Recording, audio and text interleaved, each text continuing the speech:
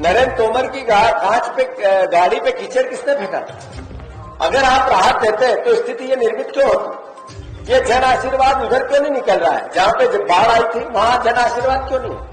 ये शिवराज सिंह जी भाषण दे के आए थे, मामा ये भी करेगा, मामा वो भी करेगा, आ जा रहे जा रहे, वीडियो विजुअल देखे वापस गए क्या? एक मंत्री गया क्या? कोई विधायक आपको विजुअल और फोटो अन्न उत्सव वो उसके फोटो मिले कि तू भूखा है, ये ले फोटो खिंचवाएंगे, मेरा फोटो अखबार में जाना चाहिए, पर तेरी भूख पे तमाशा करेंगे। यहाँ पार्टी का मूल विचार है, ये हम हमेशा से कहते आए हैं। अभी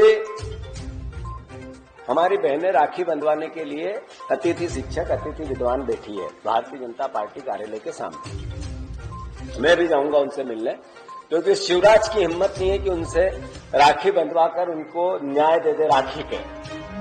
मेरा आग्रह शिवराज जी, हम कोई राजनीति नहीं करना चाहते। आप उनके साथ अतिथि शिक्षक, अतिथि विद्वान, इनके साथ न्याय करो। आपने कहा था मैं सड़क पे आऊंगा, एक चला गया केंद्र में मंत्री बनकर देश की सरकार के आनंद ले रहा है, और आप मुख्यमंत्री बनकर प्रदेश के मुखिया के आनंद ले रहे हैं। जिन लोगों के लिए आपने सरकार गिराने का बहाना बनाया, उनके साथ इतनी यातनाएं क्यों? आखिर ऐसा प्रदेश का मुख्यमंत्री तो शिवराज सिंह जी नहीं हो सकते। मेरा आग्रह है आपसे कि अतिथि शिक्षक, अतिथि विद्वानों के साथ न्याय करो, उनको ज्वाइनिंग लेटर दो और राखी पे तोहफा दो, हम आपका अभिनंदन करेंगे। शिवराज जी, कोई राजनीतिक पुष्ट नहीं है, उन बहनों के साथ न्याय करो, उन परिवार के साथ 1 लाख रोजगार 30 दिन में दूंगा। 2 महीने पहले आपके विजुअल है, टीवी पे आए थे, वो 1 लाख रोजगार की लिस्ट जारी करवा दो विज्ञापन के माध्यम से। जितना विज्ञापन का पैसा होगा वो मेरी तनख्वाह में से मैं कटवा के आपको दे दूंगा, एक अखबार में देना, किसी में। शिवराज जी, वो 1 लाख लोगों को किनको रोजगार दिया आपने? बच्चों को किनको दिए? बताओ जरा प्रदेश को। झूठ और पाखंड से कब तक राजनीति करोगे आप? ये सवाल आज प्रदेश के सामने है। मैं प्रदेश की जनता को, दर्द है, राखी पर आपको 25 रुपया फिर रसोई के गैस के बढ़ गए हैं। इसके लिए क्या कहूं, बधाई दूं, धन्यवाद दूं, सरकार को क्रिटिसाइज करूं। जिन लोगों को हमने भावनाओं से चुना था, बहुत हुई महंगाई की मार, अब की बार मोदी सरकार रोज याद दिलाता है कि वोट दोगे तो महंगाई दूंगा। रोज कभी पेट्रोल में दिलाते हैं, कभी खाने के तेल में दिलाते हैं, कभी गैस की सिलेंडर पे दिलाते हैं, कहते हैं वोट दोगे बीजेपी को, ये लो महंगाई। डेली का काम इस भारतीय जनता पार्टी नरेंद्र मोदी शिवराज सिंह सरकार का है। हमें वोट दोगे, महंगाई भोगोगे, ये आपको और हमको कहते हैं। मेरा आपसे हाथ जोड़ के निवेदन है, जनता देखे, इनके चेहरे को पहचाने। एक अखबार की आज की खबर है, 10 दिन में बारिश में 300 से ज्यादा पुल ढहे और 500 किलोमीटर सड़कें बह गई। भ्रष्टाचार के साथ 17 साल की सरकार, उसका मुख्यमंत्री 10 दिन की बारिश बता दिया कि सबसे बड़ा चोरों का सरकार थी। 17 साल से चोरों की सरकार। कभी कहीं सुना आपने ऐसा? कहीं सुना कि 10 दिन में 500 किलोमीटर सड़कें बह गए? कहीं सुना कि 300 से ज्यादा पुल बह गए? ये इस लुटेरों की सरकार में ही हो सकता है।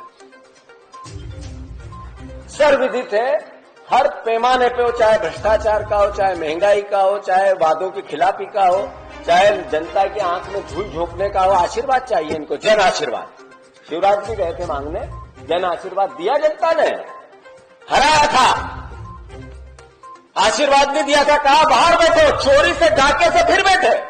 अब फिर जन आशीर्वाद चाहिए, किस बात का? इसलिए कि लोकतंत्र की हत्या की हमने, इसलिए चाहिए आपको जन आशीर्वाद कि आपने कोविड में 5 लाख से ज्यादा परिवारजनों की हत्या कर दी।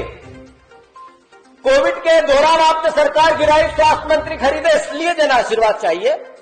आशीर्वाद इसलिए चाहिए कि जनसेवा में करना चाहता था और मैं केंद्र में जाकर मंत्री बन गया। पद से मेरा लालच नहीं है, हमारे परिवार का पद से मोह नहीं रहता और पद बगैर हम रह नहीं सकते, इसलिए जन आशीर्वाद चाहिए। किस लिए जन आशीर्वाद चाहिए? इसलिए कि किसानों का कर्ज माफ हो रहा था, उसको रोक दिया था आपने। इसलिए चाहिए कि महंगी बिजली कर दी आपने। इसलिए जन आशीर्वाद चाहिए आपको कि आपने प्रदेश के युवाओं को बेरोजगारी के लिए दर दर भटकाने पर मजबूर कर दिया। कहां का जन आशीर्वाद? एक तरफ कोविड में धार्मिक आयोजन नहीं होंगे, एक तरफ कोविड में किसी प्रकार का किसी भी सामाजिक आयोजन नहीं होगा, पर भारतीय जनता पार्टी की रैलियां निकलेगी। इसका जन आशीर्वाद चाहिए। प्रदेशवासियों, जानो, समझो, देखो, कांग्रेस पार्टी इन सब बातों पर भारतीय जनता पार्टी की निंदा करती है। धन्यवाद।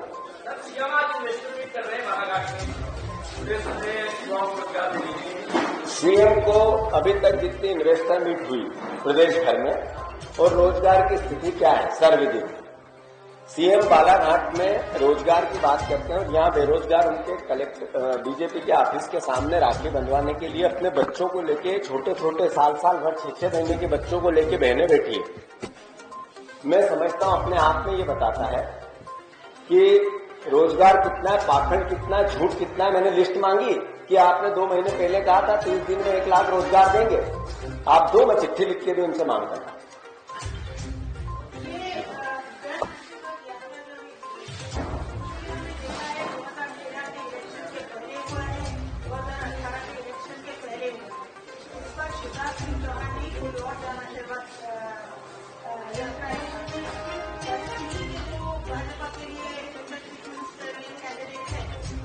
ये शिवराज सिंह जी बताए, ये हमारा काम नहीं। जहां तक प्रश्न है जन आशीर्वाद का, मैंने डिटेल में कहा है किस बात का जन आशीर्वाद। इस बात का कि इस प्रदेश को हमने 2,80,000 करोड़ रुपए के कर्जे में ले गए। किस बात का जन आशीर्वाद भैया? लोगों को कोविड के लिए आशीर्वाद दे रहे हैं कि जाओ आओ, बिना मास्क लगाए रहो और कोविड में जाओ, मर जाओ, इसका आशीर्वाद देने आ रहे हैं। क्या कर क्या रहे हैं? किस बात का? आपको क्रिटिसाइज करना चाहिए उनको। इस तरह की कोई यात्राएं हैं जो गैदरिंग हो रही है कोविड टाइम में, कांग्रेस को परमिशन नहीं मिलती जी। क्या कांग्रेस ने कभी लीगली इससे कुछ स्टैंड लिया है? नहीं, इसको लेकर कोर्ट में हमने पहले भी कई बार हमारे माध्यम से कई एक्टिविस्ट ने भी ये बात की, जिससे वो कांग्रेस सपोर्ट करती थी, और कांग्रेस पार्टी के कार्यकर्ताओं ने भी इस बात को किया, और आने वाले समय में और इसको हम ताकत से इस बात को करेंगे। बिल्कुल आप राइट, इसको लीगली भी चैलेंज करेंगे। ये बताता है कि एक भ्रष्टाचारी सरकार किस तरीके से तांडव मचा रही है, मौत और का पाखंड कर रही है कोविड पे। कि कबाड़ी की दुकान पे पहले वो टेस्टिंग किट खरीदी गई जिसको वैलिड नहीं माना था भारत के सरकार के नाम्स के अनुसार, पर अब वो कबाड़ी की दुकान पे है। मतलब कितना पाखंड, भ्रष्टाचार का पर्याय है ये सरकार। 500 का बोला मैं। हाँ,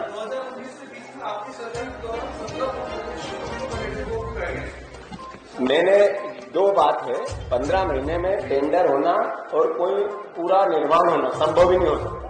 कोई टेंडर की प्रक्रिया ऐसी नहीं हो सकती है कि जिसको आज टेंडर के लिए प्रोसेस बना हो